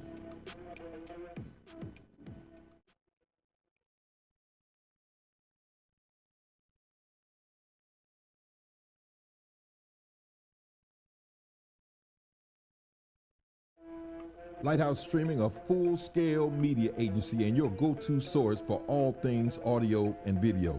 Is your church long overdue for audio and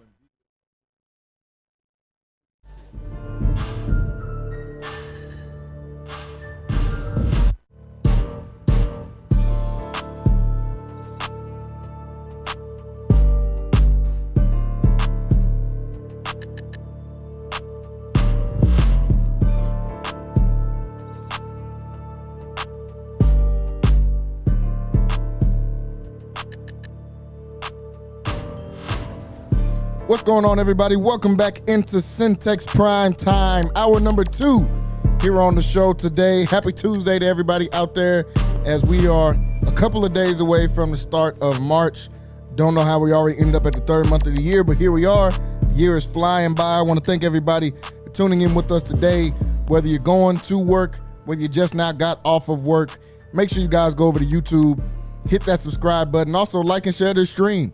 Let some people know about this here today as we're here on Tuesday. Just got done talking about the NFL Combine. Just got done talking about Luka and his revenge game tonight against the Dallas Mavericks as they play at 9 o'clock. That game will be on TNT. Jalen Gillis still here, joined in studio by Rocky Miller as we just went through a few topics. Just got done talking about some funny topics as well, man. Shout out the Matt Stafford family, man, what they got going on. Shout out Coach Prime. Still prime time, no matter what's going on. Also known as Dark Shock. Yeah. His new name. Nah, Hey, man. Hey. Old girl, when she said Dark Chocolate, she was trying to get into something. Yeah, you hear what? me? What? And Or Prime have slid something up. Get into her. I don't know. Prime slid up. He knew what was going on. He said, "Oh, I can assist with that. I can help with that. That's your new favorite color. that. Oh man, I can." That's your favorite color, huh? I said, boy, this boy Prime a bad man. Girl said, hey, man. check my search history. Yeah. I said, God, they just bold with it now, Coach. They seen too many. They seen all them Aflac commercials you got and said, hold Coach on. didn't back down for it. No, man, come on, man, Coach. Hey, that's a bad boy. President. He probably can handle it. He got they got Miracles of Modest Medicine. He got that blue. Oh, man. You can take that blue magic. What, man? Hey, when he popped up with a full head of hair one time, I said, "Oh yeah, Prime a wild card. He'll show up with anything. He done popped up with a box." Yeah. I said, So "What's when going his hairline on?" made the comeback. I said, "Man, what's going on? Prime been bald my whole life." And next thing I know, he's showing up. He got the fade. I said, "Yeah, Prime back. Full head of hair. Prime back in these streets, man." I said, "Yeah." Shout out to Coach Prime, man, doing this thing, folks. Still here at hour number 2. Got plenty to talk about. Still, we just got done talking about the Combine. There's a couple more questions I want to ask about the Combine, but I want to get into a couple of quick takes before we jump back into that. Travis Kelce, there were reports of him allegedly contemplating retirement, all this kind of stuff. But he said he is fired up and ready to go to enter the last year of his contract. So we don't know if he's going to try to re-up after this contract.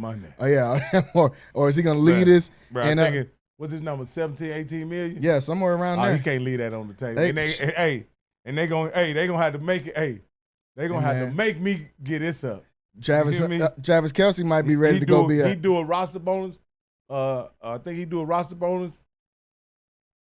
Probably next week. He do a roster bonus next week. Yep. Of about $3 million. Hey, man. I need that. Yeah. I need that. Travis might be ready to go be a house husband, man.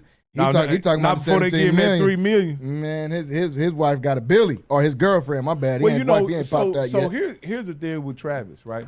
the way they structured the contract, Mm-hmm. he got to come back to get the money. Yeah. I say this: had he already been paid the bulk of that money, like say his cap number was 17, and he had already been paid say 15, and his salary would have been $3 million, I'm sure he could have worked something out with the team where he wouldn't come back. Yeah.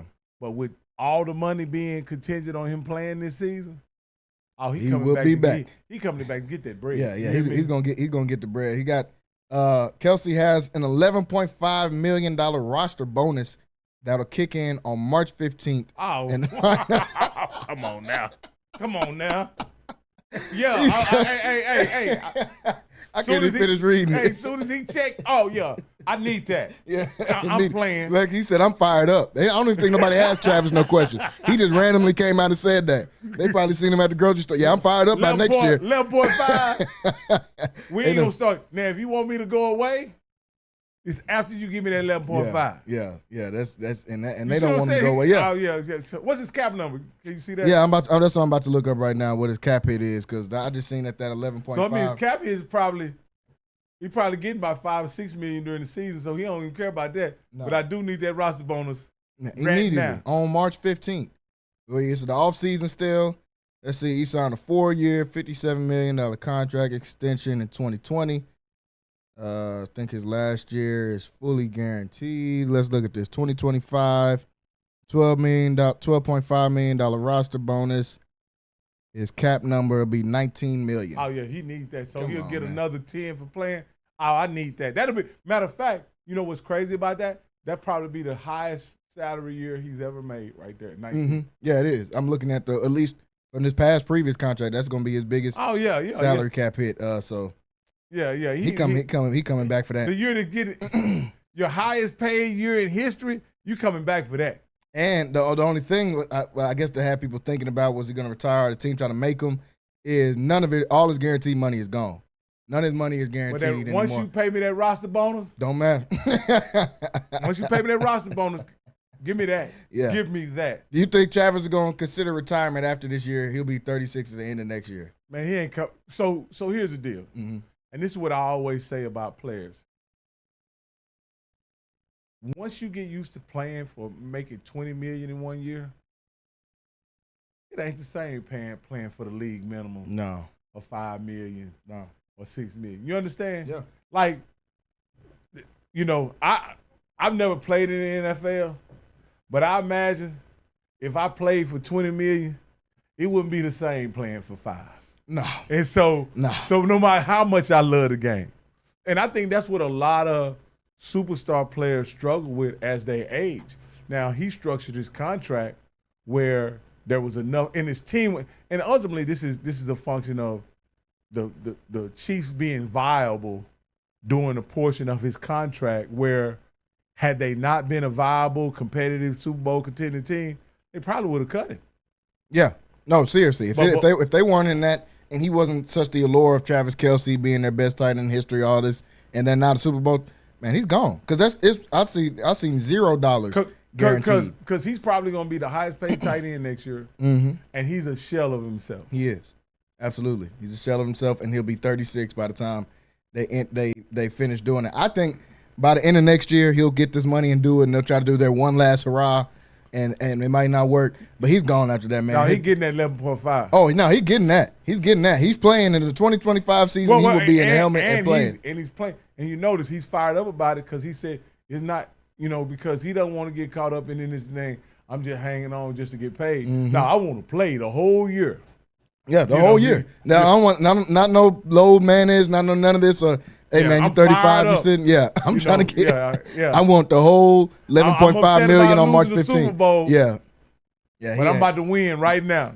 A month later, I'm about to be a champion all over again. I need that direct deposit, that 11.5. And he's good, man. Like I said, his girlfriend eventually, I think, is going to try to make his wife. I'm speculating. I don't know. She's worth around $1 billion. But the podcast that he's got is like the highest paid sports podcast, I think, that's out right now. The one he's got with his brother, look what it's called, Kelsey. New Heights. Yeah. They got a from contract Cleveland with Heights, so they call it New Heights. They got a contract with Amazon and for advertising and all this and distributed, and according to a variety of people, the deal is worth around $100 million for 3 years. So they good. He ain't worried. That's why Jason, his brother, was okay. We're going to retire. Oh, I guess I'm retired. I guess I'll just have to settle for this $100 million for 3 years that Amazon is going to get. But the other side of it is, the brother, physically, I think being a center. Oh yeah, no, he was ready to go. Is a different. It's situation. a whole nother ball game. Yeah. Tight end, there's a lot more options. Like they can put you in different places. Mm-hmm. They have the other tight end there. I can't think of his name off the top of my head. Noah Gray. Yeah. They got Noah Gray. Mm-hmm. He could take a reduced role, and ultimately, I think this is what it is. He's gonna sign a contract, and they may restructure that last $6 million, or that other $9 or $8 million, and make it maybe incentive laden versus him just being guaranteed the money and being cut. You know what I mean? Mm-hmm. So, but he wants that $11 million. Oh, and he's gonna get that $11 million. He up until March 15th. He's going to be as fired up as anybody can be. If you see Travis Kelce at the car wash, he's going to tell you he is fired up to play for next season. He can make sure he let's get that out right now. Let's get that. Let's squash that retirement talk. You know what I mean? He trying to make sure everybody knows, dog, I'm coming back for that 11.5, man. They done got all the juice out that orange. Yeah. They're not going to offer him an extension that's going to pay him more money or anything like that. What they could do. Now, here's what they could do. They could extend the cut. Like, here's what they could do. They could offer him a 2-year extension, pay him a big bonus, right, and make the last 2 years not guaranteed to reduce this year's salary hit. You know what I mean? Yeah. But then what you end up having to do is deal with the dead money that it creates next year. So that's a dilemma that the team has to deal with. I know that cap stuff can get kind of complex sometimes. I don't know why I understand it as well as I do, but at the end of the day, they can use contract signing bonuses and stretch those signing bonuses out over the course of the entire contract, depending on the number of years. Say if he signs a contract and they pay him an $11 million bonus, and they extend him for 2 years. Now that signing bonus, now that roster bonus becomes a signing bonus, and they get to divide it up over the cap the next 3 years. Yeah, and which is a different cap hit. Yeah, that's a completely different cap hit. Yes, that's the difference between getting those couple extra players, similar to we saw the Rams do. We were just talking about the Rams and Matt Stafford when they moved a couple guys their money down the road, giving some guys some extensions.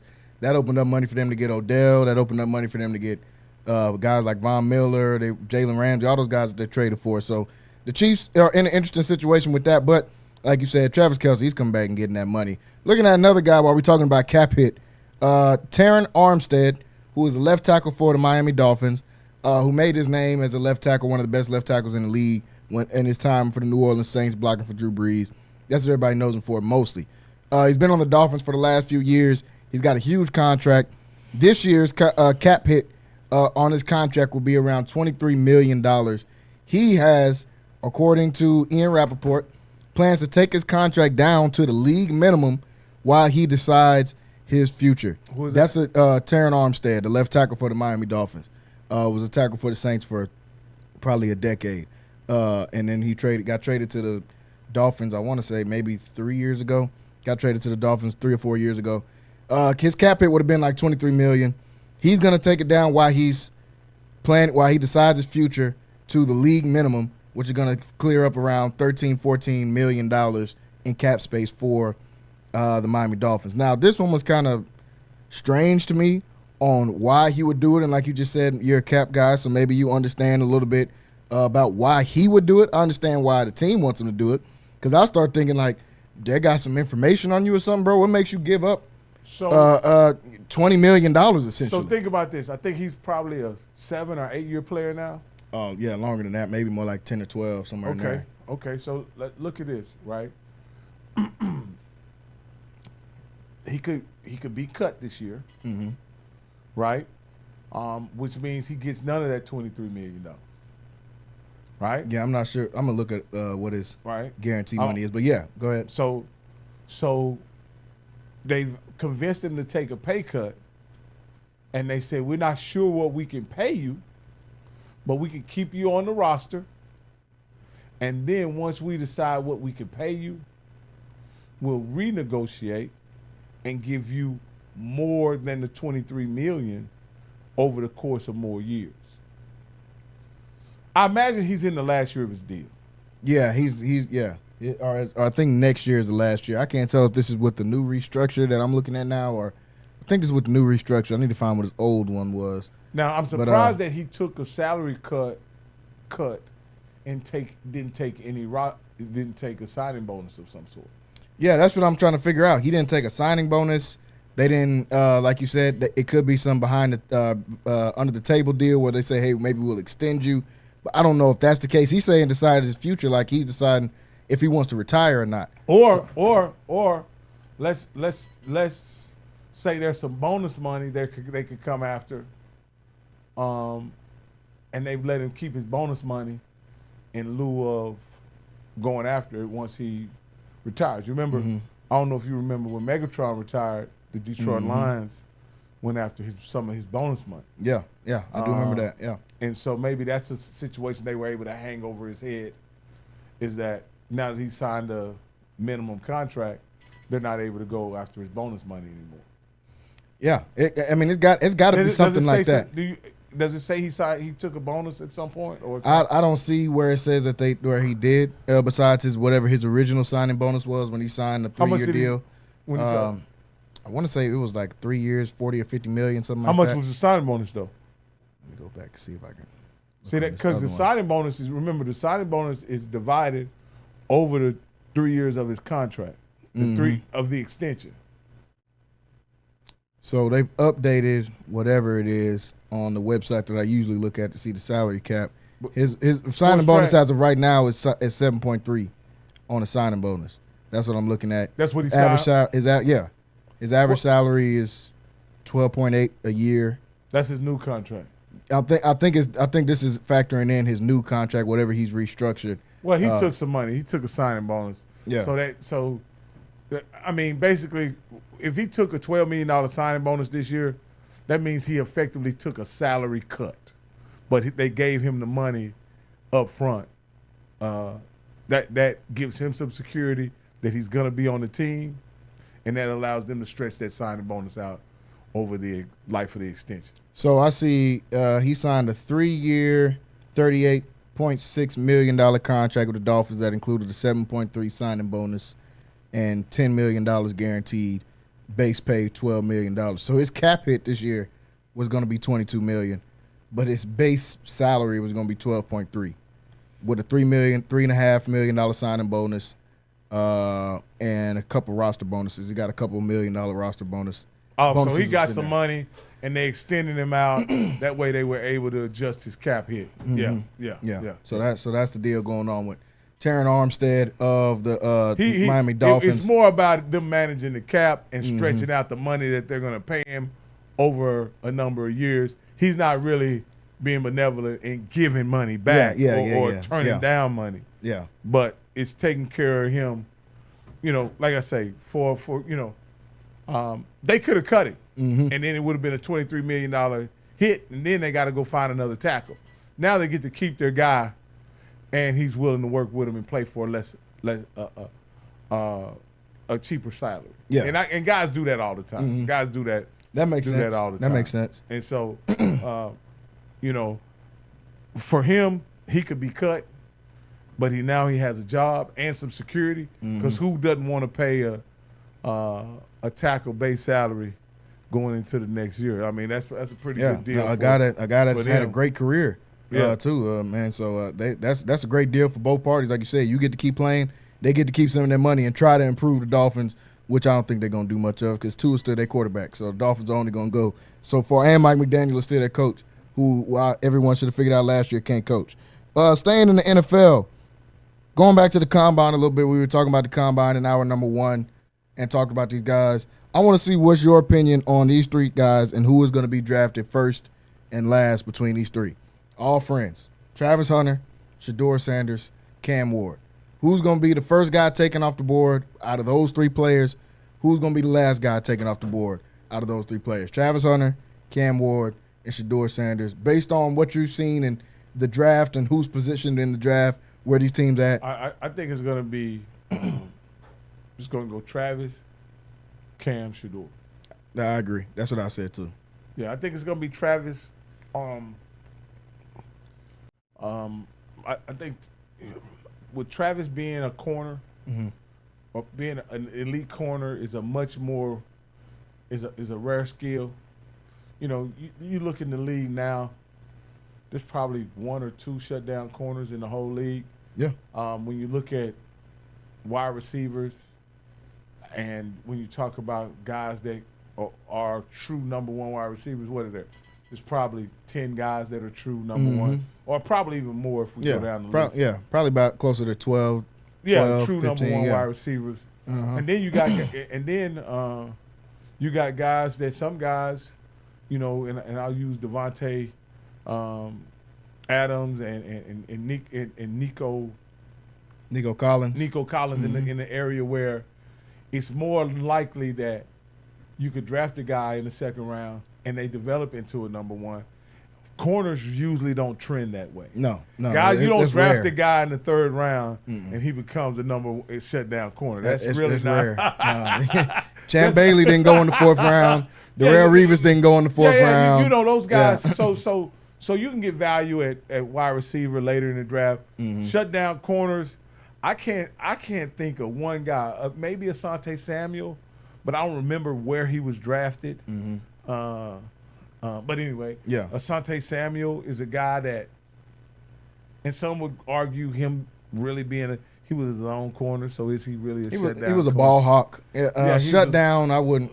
That's debatable. That's a zone corner. But when you look at the guys most recently, you're talking Stingley, you're talking Sauce Gardner, Pat Surtain. Yeah. All those guys that you mentioned in that ilk, they were all drafted very high in the draft, and they came in with a pedigree and were projected to be shutdown guys. Yeah. Even guys over, I think guys like a Denzel Ward who's not quite there. Yeah. And all first round picks. Yeah. Yeah. And then so those you even go back so far as the guys like Pac-Man Jones and Joe Hayden and all those guys. Those guys were drafted really high. So you're not. I think Richard Sherman's probably the only one in recent history. I was trying to think of somebody that could pop up that you like. Okay, he went fourth, fifth round, and ended up turning out to be a premier corner in the NFL, and he was his own corner as well. But nonetheless, he was a premier corner in the NFL. But most guys, man, you're not drafting guys in the fourth, fifth round and coming up into shutdown corners. I mean, the best the reason they're taking what that Dallas early. did a couple years ago. Deron Bland. Yeah, Deron Bland. Yeah. And even Diggs, we drafted him pretty high too. So, Diggs was a high pick. Yeah, so at the end of the day, that's what you have to do to get a top corner. And teams know how rare those guys are. And so if you get a chance to draft a guy like Travis Hunter, that's why I say it's more than likely Travis won't go past the first pick. I fully expect the Titans, and I even think there's a chance with both quarterbacks. If the Titans select Abdul Carter, even with both of these quarterbacks still left, I think the Giants may select Travis Hunter. So I just think corners are so rare. And I'll say this on the Giants situation. What would it do for their team to pick up a top-notch corner and then let Travis Hunter be your second option to Malik Neighbors? What does that look like? Yeah, exactly. It gives you some options. Yeah, what does that look like if you really want to give him the option to play both ways? That's a great opportunity for you to get. Now, you still need a quarterback, but there's rumors about like you said, the Stafford. There's been rumors about a Sam Darnold coming back to New York, just playing for the other team in New York. and going to the Giants. So I wouldn't go nowhere near New York. I wouldn't either. Man, I wouldn't even want to smell New York. Let me keep me in the Midwest over here in Minnesota. I don't even want to smell whatever that lake is. You got to go over there by MetLife. So let me ask you this, Jalen. Mm-hmm. You can't really talk about as we go into the combine. Mm-hmm. All right, you can't really talk about needs, team needs, until after the free agent period has kind of settled down. Right. Yeah. What do you expect out of this free agent period? I don't expect a lot. Yeah. You know, you got guys like Aaron Rodgers that are free agents now. Where, you know, does he, you know, if you're the Giants, do you try to sign Aaron Rodgers in lieu of drafting one of those quarterbacks? I thought about that, but why would Aaron Rodgers sign there? That's the only reason I don't see that happening, because what does it benefit Aaron Rodgers to go to the Giants? You're probably about $50 million. Yeah, I mean, but I don't see them. I don't know if the Giants would give him $50 million. Now, if they give him that, then yeah, he's going to be a New York Giant. But I don't see them giving him that. I think they'll try to get him on a more friendly-er deal. Aaron Rodgers doesn't come across as a friendly. He's not. That's why I think Aaron Rodgers is going to be at the crib in one of them dark rooms he's always talking about, where he takes shrooms and all this what stuff. I'm saying is, what could get them out of the situation where they have to draft a quarterback? And so that's what I'm trying to figure out. You got Aaron Rodgers, you got Darnold. Who else is out there on the quarterback market that is draftable or tradable? Sam Darnold, like you said, is out there as a free agent quarterback. Aaron Rodgers is out there as a free agent quarterback. I think Justin Fields might be a free agent. I think that might have been his last year on his deal when he was out there in Pittsburgh. But I think he might be going back to Pittsburgh, but nonetheless, he is a free agent. Looking through here to see what quarterbacks I see. Let me ask you this. Mm-hmm. Would you – now because I'm just thinking out loud. Jameis. I'm thinking out loud here. If you're the Jaguars mm-hmm. and you could trade your guy to New York, would you trade him to New York? No. For that pick? No. Not a chance. I'm not trading Trevor Lawrence, even though I don't think he deserved a $55 million a year contract. I'm not trading Trevor Lawrence. Him as soon as I'm not even. I'm. To me, that's like Luka. If I'm the Giants. Oh, you're saying if you're the Giants, of course, yeah, I'd give up whatever to go get Trevor Lawrence. I'm talking about for Jacksonville. I'm not trading. I'm not trading Trevor Lawrence if I'm Jacksonville. Even to get out that contract, I think it's just a bad. I think the contract. It is so bad contract. But you've lived in QB purgatory for since Byron Leftwich was gone, so you know what that's like. We got a quarterback that we know can play, and you can get either Shador or you're sitting right there. You probably can get a first round. You can get the number 2 pick, so you'll have 2 and 5. Man, I'm not giving up Trevor Lawrence for Shador and Cam Ward right now because we don't know what they are. No. Would you give up Trevor Lawrence for Shador and Travis Hunter? Or Cam Ward? Because that's literally what you would be doing. So you're saying, okay, and you take their 3rd pick, you keep your 5th, you draft a quarterback at the 5th spot, and at the 3rd, you take whoever's left out of Travis, Mason Graham, and Abdul Carter. Whoever's left out of that, because I think those are probably the top 3 picks in my estimation. That's a tough decision. It's not a bad move for them to be able to make, but I wouldn't do it because what direction are we going in? What are we going to do? Because I don't think you're going to get Travis at 3. I don't see Travis getting past 1 or 2. Travis is going to be the 1st or the 2nd pick unless a quarterback is taken, and then if that happens, then there's a chance that you might not get Cam or Shador at that number 5 pick because somebody else might trade up. You give your 2nd and you swap. 2nd and you swap, so you'll have the 3rd and the 5th pick. No. Say you give your 2nd pick to go number 2. Oh, you give your 2nd pick to go number 2. No, I'm talking about the 2nd round pick to draft. You give your 2nd round because you don't need. Once you get Shador and Travis, You don't need a second-round pick at that point. No, you can don't. get You don't. to the third round. But I'm just so you saying that you think Travis will still be there at number 3? Because I'm saying I don't think he is going to be there. I'm saying you give the who's second? I can't. Cleveland Browns. You give Cleveland Browns the second, the third pick and your second pick. Yeah. Your third pick in the draft and then your second round pick to move up. No, not your third. You give them you swap picks, and you give them your second round pick. You give them your second round pick so that y'all can swap positions. Okay, but so you saying they make a trade with the Giants first, so they have 3 and 5. Yes. And then you trade the third pick that you just got from Giants. You trade your third pick. Yeah, and then your second round pick. And your second round pick. Yeah, to move up with Cleveland. Yeah, that's a lot of moves to be made. What I feel like there's just a lot of things that could go wrong within that, because then what if one of the deals don't pan out, and now you end up what I'm saying going is quarterbackless. Here's my point. Mm-hmm. Just think of the bread you save. No, definitely. You saving a large amount of money, and you haven't taken a hit in the media with giving away your quarterback. Yeah, that is true. But all parties agree to that. You get to reset your team's future. That's what true. That would mean is you don't believe in Trevor Lawrence. Trevor Lawrence, or Trevor Lawrence needs to change the scenery in order to be the quarterback everybody thinks he needs to be. You know what?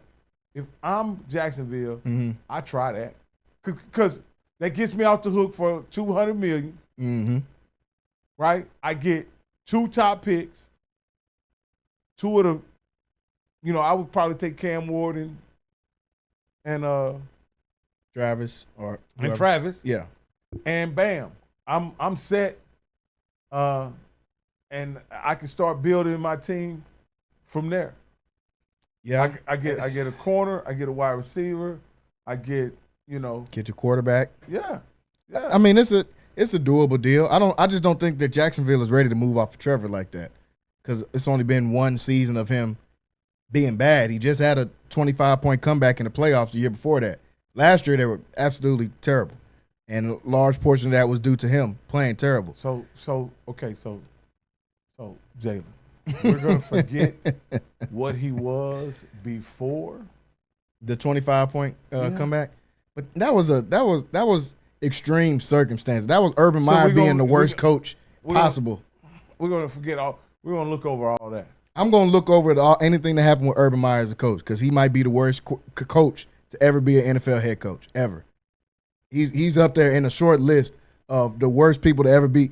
How do you come there and start getting in the fight with kickers and start trying to talk to dudes' daughters and stuff that's within the org? Urban Meyer was wilding out. I don't know if that was like a midlife crisis or something. Urban Meyer was wilding out when he got down there to Jacksonville. They weren't even running real football plays. Like he's getting stuff off a Techno Bowl or something and drawing up these plays. I don't know what he was doing. So I'll exclude him for that. He came back and played decent. Do I think Trevor Lawrence is a top quarterback in the league? No. But I don't think he's a terrible quarterback in the league. I don't know that Cam Ward is going to be better than Trevor Lawrence. So I might as well let me see what I got with Trevor Lawrence and build. The thing is, Jacksonville's got so many holes, and they keep spending all their money on offense, and it keeps not panning out. The problem is that they took Trayvon Walker number 1 instead of taking Aiden Hutchinson number 1, which was dumb. That's their problem. They keep making dumb picks. What they do at the number, what they got, 5? At the number 5 spot, I don't know. I don't know where they go at that number 5 spot. I think they're probably going to go with a guy like Mason Graham. I would have liked to see Travis be able to go back to Florida, but Travis is not going to be available at the number 5 pick. So could they make a trade like that? It would be blockbuster, but I'm a Houston Texans fan. I just watched us do it like 2 years ago, where we ended up getting C.J. Stroud, traded multiple picks that we acquired from the Deshaun Watson trade, and went and got Will Anderson with the pick right after that. So it is possible, and that ended up panning out perfect. We got our quarterback for the future, and we got one of the best defensive players in the league in Will Anderson. So, yes, is it possible? It is. Well, I think, in that situation, if you don't stand in pat, you got to go get offensive lineman. Like you don't have Will Campbell. Yeah, that's what I think. You don't have a choice. But even if you go get Will Campbell, what does that do for you as a franchise? Not much. Not much at all. So I don't know. It's gonna take some balls to be able to pull off a move like that, because if it doesn't work, all your job's over anyway. So I get you saying, hey, let's swing for the fences. And the crazy thing I say about it is this: as a first year coach, right? Looking at all the tape, you got to decide whether you rather go with Trevor Lawrence or whether you rather start over. As a GM, it's not the quarterback, it's not the GM's guy, it's not the coach's guy. Trent Baalke's gone. Yep. Peterson's gone. I don't know, man. Like my feeling is that as a franchise, and is that you're always better off once you decide to move on from your coach and GM, is a start from scratch. That way you don't have that way everybody's agendas are pure. Because I'm afraid. This is what I'm afraid. Trevor Lawrence starts struggling, they're gonna move off on him. Yeah, you understand what I'm saying? Like neither one of these guys have any loyalty to him, and you got the money tied to him. Yep. It's almost so you have an incentive now to want to move off of him even more. Well, I say you don't have any incentive to stick with him. Yeah. Because you literally could be in this same situation next year, needing a quarterback because he's ineffective. Now, if he turns to freaking John Elway, then you look like egg on your face. But guess what, though? You have a quarterback, a first-round quarterback. You have an alpha guy, and let me ask you this: what you know about both players? If your job depended on it, you trusting Cam Ward or Trevor Lawrence? I'm talking Lawrence. Really? Cam Ward hadn't shown me anything more than what Trevor Lawrence has showed me. All we can go off is Cam Ward's college. Cam Ward's not better than what Trevor Lawrence was in college. Absolutely he is. I don't think so. Look at the numbers. I think I know the numbers, but they was a running team. They had 2-3 running backs get drafted off that team. Look at the offensive line that Trevor Lawrence played against. Yeah, that is true. Look at the players Trevor Lawrence was throwing the ball to. I agree. 100%. Most of them guys in the league. T. Higgins being one of them. None of those. This is what I'm saying. If you look at what Cam Ward did as a collegiate player. Oh, for sure. Right. The only reason you're willing to stay with Trevor Lawrence is because you believe he's a good quarterback. You haven't seen it. I mean, no, I've seen him be a good quarterback. I'm not going to say that. He's in our division. I've seen him be a good quarterback before. Is it consistent? He's really only played 3 years because of injury. The first one with Urban Meyer, as bad as it can get. Can't get any worse than that. The second year was pretty good. This last year was bad. Give me what you're calling pretty good. I'll say top 15. Give me the stat. Okay, yeah, let me go look. Pretty good. I think they're just trying to say not bad. Yeah, not awful. I wouldn't say not awful. I wouldn't take it that. I wouldn't take it that far. Let me see. Let's go Trevor Lawrence career stats right here. First year, terrible. Urban Meyer was there. 12 touchdowns, 17 picks. Next year, 4,000 yards, 25 touchdowns, 8 picks. Okay. That's a pretty good year. Next year, 4,000 yards, 21 touchdowns, 14 picks. Okay. Not that good of a year, but it's all right. Last year is when he got hurt, 11 touchdowns, 7 picks. Even before he got hurt, he was playing terrible. So my point is saying this: you believe he's a good quarterback because of his pedigree, and where he never at any point has been what Cam Ward was for his team. At any point. At any point, Jalen, you have to be honest. But Cam, I agree with that. But Cam gets the benefit of the doubt in that because he never had that pressure to do that. He never had the pressure to do what Trevor Lawrence had. He never had that pressure. He was at Washington State. If you win 5 games, we're going to celebrate you. Okay. He was at Miami and he underachieved as a team. They underachieved as a team when he was at Miami. Okay. They underachieved as a team. They didn't. The ACC. This is the worst ACC's been in a decade. What I'm saying is, what did he have to do with that?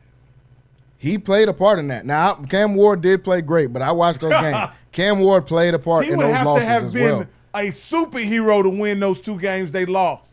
He would have. I mean, yeah. And I'm not saying that this is completely his fault. No. What I'm saying is, okay. I seen Trevor Lawrence play in college. Yeah. Right. He was largely, and correct me if I'm wrong, a tremendous physical specimen. Definitely. At the quarterback position, right, where it was never put on his back to win a football game. He didn't have to play the way Deshaun Watson played. Oh no, he had a way better team than what. Yeah, and that's all I'm saying. So what I'm saying is, Trevor Lawrence, you believe he's a good player because of what his measurables are and what he was projected to be, right? You don't believe that based on what he was, what you haven't seen it with your eyes. I can't. I'd have to agree to disagree on that one. I've seen him be good before. I'm not going to say it like he's never been. Has he carried a team for a season? If you consider 25 touchdowns, yeah, and 8 interceptions carrying a team, I wouldn't say he wasn't carrying a team. And that's all. But he's a large part of winning that. And then I haven't seen. I mean, I've seen Cam Ward carry a team, but then carry him to what? At least I've seen Cam Ward carry every team he's been a part of. And what did he get from it? Well, I mean, at the end of the day, I think the Washington team was limited as to what he was playing with. We understand that. Yeah, definitely. And then when he got with better players, Cam Ward played tons better. He did. When he got with better wide receivers. He did. And a better O-line. My point is, Cam Ward was the same player on 3 different levels of college football. I agree. I'm saying Trevor Lawrence has not been the same player we saw in college. No, he hasn't been the same player you saw in college, but this is a completely different scenario than college. I'm simply saying that based on what you saw Cam Ward do in college, right, and based on what you've seen Trevor Lawrence do in the pros, you would be more comfortable going with Trevor Lawrence. I would take Trevor Lawrence still. Okay, I just can't because it's the unknown. It's the unknown. Cam did play great in college, but Trevor also played great in college, and we saw him come right to the league and struggle. That's fair. So if you're more comfortable with and what you're saying is the next 4 years that are projected for Trevor Lawrence, you expect those 4 years to be better than the next 4 years of Cam Ward. I do. Okay. I do. I expect him to be better, depending on the scenario. Now, if Cam finds a way to get to an offensive-minded team with weapons, I think Cam can light it up. Yeah. But if he goes to Cleveland, I expect Trevor Lawrence in the next 4 years to be better than Cam Ward's. Yeah. Because in Cleveland, I just don't see him having much success in Cleveland. Not that he's a bad player. It's just clearly been hard for anybody to have success in Cleveland. And they've got so many holes. They got roster money tied up. They can't even get him that much help. So I think similar to Trevor Lawrence, they've missed on a lot of picks that they've tried to get for him. They've tried to draft offensive linemen. There were misses. They tried to pay free agent wide receivers. There were misses. So I mean, he struggled too within the league. But I mean, I wouldn't be just shocked or so mad if they moved off of him and was like, we're gonna try Cam Ward. Just for me and what I like, I would just keep it what I have until Trevor Lawrence shows me he's terrible. Because in my opinion, he hasn't shown me that he's terrible. Well, my point is Trevor Lawrence value, right, is probably as high as it's ever going to get. Now, this is just my opinion here. As high as it's ever going to get. You'd be better served right now, moving off of him, if you can get the first-round pick. If you be a first-round pick.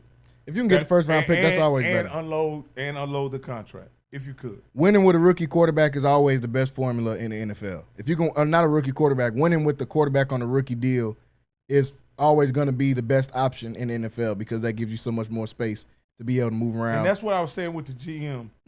With the GM, I would want to start over because it gives me so much flexibility. Yeah, it gives you way more. It gives me so much flexibility. Now, again, it's the other part of it too, though, Jalen.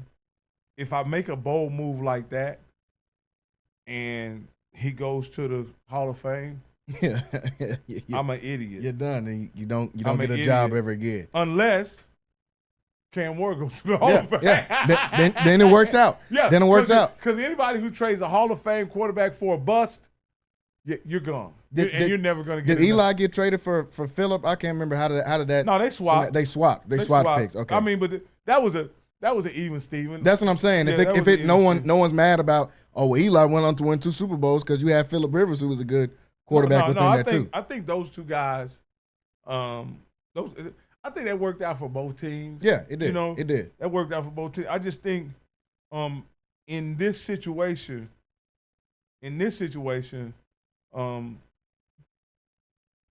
you have to be a bold guy to get off Trevor Lawrence at this point. You do. And I just think similar to what you just said with Luka. You brought up the Luka. You got to be a bold guy. They're not comparing Trevor Lawrence to Luka whatsoever. But but let me say this, because much like the Luka trade, I think when you trade a player like Trevor Lawrence, it really has to come from. Yeah, it's got to come from ownership. I can't remember his first name, but Khan is the last name. Because he would have to make that decision. Khan would have to come down and make that decision because the GM can't make. You're playing with your job if you make that decision. And what if he's Shad Khan? I think that's his name. What if he's Shad Khan's guy? Then you just lost your job if you go out there and make that type of decision. The other deal is you could also get in a situation where the owner, you may have told the owner to get the job that I believe Trevor Lawrence can be a franchise quarterback. Yeah. And you say, and then he says to you, well, if you believed he could be a franchise quarterback, why are you bringing up trading? Yeah. Did you lie to me in the interview? And now you're gone. Now you're toast that quick. Now you're Mike McCarthy who said, we're going to run the ball if we give it to Kellen Moore. You got to know how the team feels about. Yeah. You got to check everybody's temperature before you even think about pulling the trigger on something like that. Talking about that. Yeah, you got to find out what everybody's. Everybody involved. You got to know where all the chess moves on the board. You got to be keenly aware. Oh yeah. Of what's going on, man. Yeah, you definitely got to know what's going on to make a move like that. Or you going to be looking for a job pretty soon, like I think Nico Harrison's going to be doing in about 2 years. Once Anthony Davis plays 50 games in 2 years, Nico Harris is going to be looking for a job. Folks, we're pretty much out of time here today. Before we go, I want to give out a couple prop bets, and I'm going to look at some of these games here tonight. One of them I had that already looks like it's probably going to cash in already. I took Derek White on 24 points, rebounds, and assists. He's already at 15 right now, and they're in the second quarter. So that's going to be cash. Another one that I really liked tonight was Franz Wagner. That one just started as well. For rebounds and assists, I took him plus 9.5. He's already at 3 right now, so I think that'll be cool. One that you can get in real quick on, Bradley Beal plus 18.5 points. Bradley Beal's been scoring the ball at a high clip for the last 4 or 5 games. The Suns are terrible, so you might as well go out there and shoot the ball. I like Bradley Beal plus 18.5. And my sleeper one that I like is P.J. Washington plus 16 points tonight against the Los Angeles Lakers. If he plays. That's if he plays. I like him on that prop bet too. The Lakers are going to be paying attention to Kyrie. That's going to give guys like P.J. Washington wide open shots all night long. We already talked about the Lakers and Mavericks game tonight. Revenge game for Luka. We both like the Lakers in that game. Rocky, what about my Rockets, man? They taking on Milwaukee tonight. They're playing in Houston. Milwaukee's 32-24 coming into this game. Houston's a 2.5-point favorite. Who you liking that one? I like Milwaukee in that one. I like Milwaukee in that one. I think Houston has a ceiling. I think they have a lot of young guys. Yeah, they definitely have a ceiling. They reached the middle of the ceiling. Those guys are probably reaching the wall now. Things are really getting serious. Just their sheer energy and effort, I don't think can win them many more games. They're going to have to be really good basketball team moving forward. And I think they've won a lot of games just so sheer energy and effort. Oh, for sure. Pure athleticism. Guys like Jalen Green, Amin Thompson, Cam Whitmore, all those guys, they've won a lot. And they're going to have to – I'm a Rockets fan, but I'm a realist. We're going to have to make a trade in order for us to take that next step. I don't know who that trade is for or who you're going to get, but that's left to be determined because an NBA star starts crying about wanting to be traded every 2 months, so we'll find somebody. Last one, Phoenix versus Grizzlies. That game coming on in a couple of minutes. They're playing at Memphis. Memphis is a 6.5-point favorite. Phoenix trying to turn their season around. Hasn't been working so far. Who you liking this one, Phoenix and Memphis? I'll take Memphis. I'll take Memphis on the money line on that one. Yeah, Memphis money line in that one, or even Suns have just been playing terrible. Any pick against the Suns is a good one. I also liked Giannis on his plus 12 rebounds as they played the Rockets tonight because the Rockets are undersized. We're going to be playing Dylan Brooks a lot at the 4, Tari Eason a lot at the 4. We're going to be undersized, so yeah, take Giannis on that 12 rebound.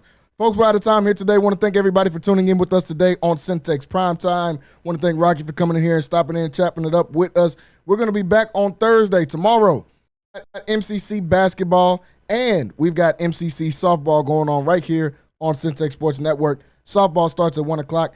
At 5 o'clock, the MCC women's team will be playing against another top team in the nation in the Collin Cougars. You don't want to miss that game. They got a really good guard out there, Collin, that put up a 30 ball last time I watched him play. So you want to be able to tune into the game. Go over to Centex Sports Network. You'll be able to watch that game right here. As always, hit the subscribe button. Also click the bell so you can get notified when we go live here 5 to 7 p.m. We'll be back on Thursday. We will see you guys then. Everybody have a great night. Lighthouse Streaming, a full-scale media agency and your go-to source for all things audio and video. Is your church long overdue for audio and video upgrades? Call Lighthouse Streaming for a free consultation. Does your corporate or church event need audio or video production? Don't stress. Call the guys at Lighthouse Streaming. In business since 2017, Lighthouse Streaming has produced hundreds of live events and completed dozens of church and venue installations. Whatever your AV needs are, Lighthouse Streaming has you covered. Give them a call at 254-252-4206. That's 254-252-4206. Or go to Lighthouse